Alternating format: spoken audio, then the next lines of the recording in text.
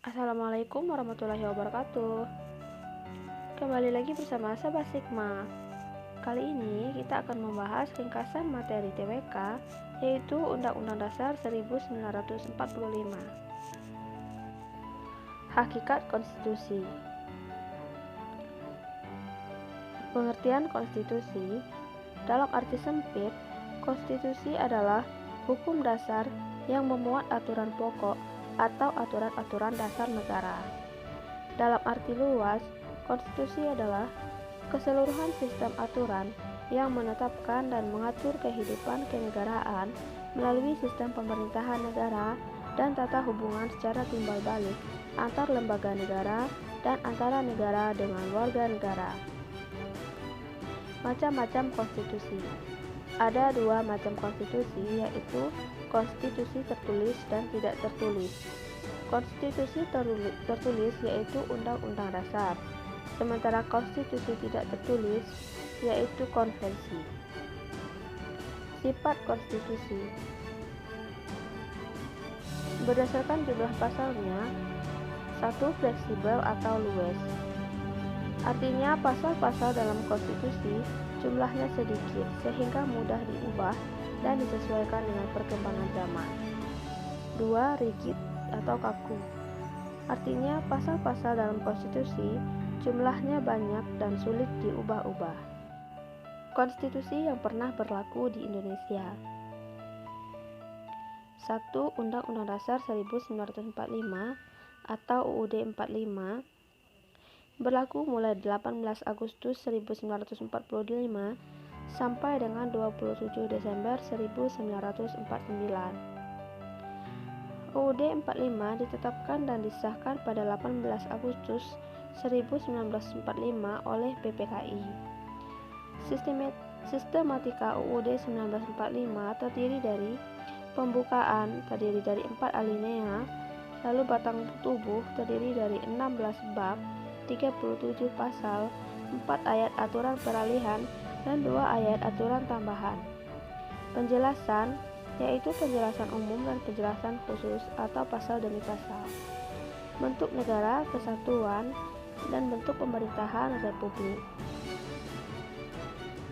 Sistem pemerintahan adalah kabinet presidensial. Yang kedua, Konstitusi Republik Indonesia Serikat atau RIS tahun 1949. Berlaku mulai 27 Desember 1949 sampai 17 Agustus 1950.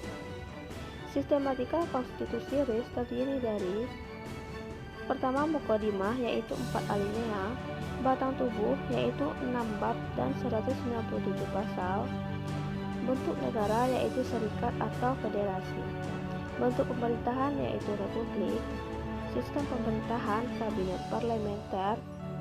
3. Undang-Undang Dasar Sementara 1950 atau UUD 1950. Berlaku mulai 17 Agustus 1950 sampai 5 Juli 1959.